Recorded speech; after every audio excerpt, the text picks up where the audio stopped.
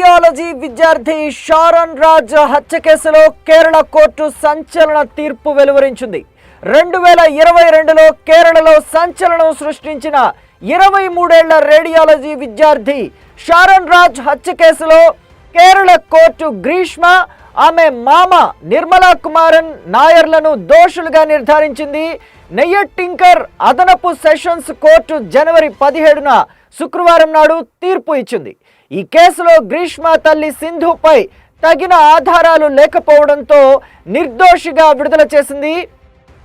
ఇక న్యాయమూర్తి ఏఎం బషీర్ ఈ కేసులో జనవరి 19న శిక్షల పరిణామాన్ని ప్రకటించనున్నారు. హత్య, హానికరమైన పదార్థాలు ఉపయోగించి ఒక వ్యక్తికి హాని కలిగించడం, సాక్ష్యాలు నాశనం చేయడం, హత్య అలాగే కిడ్నాప్ సెక్షన్లు క్రింద గ్రీష్మని, ఆమె మామని దోషులుగా ప్రకటించారు.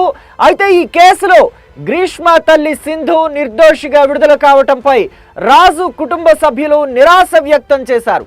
కేరళ హైకోర్టులో అపీలు దాఖలు చేస్తామని చెప్పారు.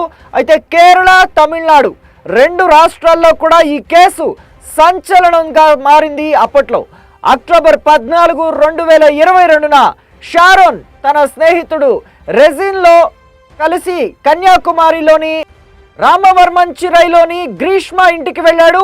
ఆ సమయంలో గ్రీష్మ పురుగుల మందు కలిపిన ఆయుర్వేద కషాయాన్ని అతడికి ఇచ్చింది. అయితే క్షణాల్లోనే షారోన్ వాంతులతో ఆసుపత్రిలో చేరాడు.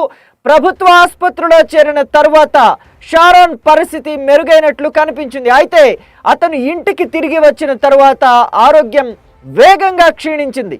అక్టోబర్ 17వ తేదీన తిరువనంతపురం మెడికల్ కాలేజ్ ఆసుపత్రిలో చేరాడు.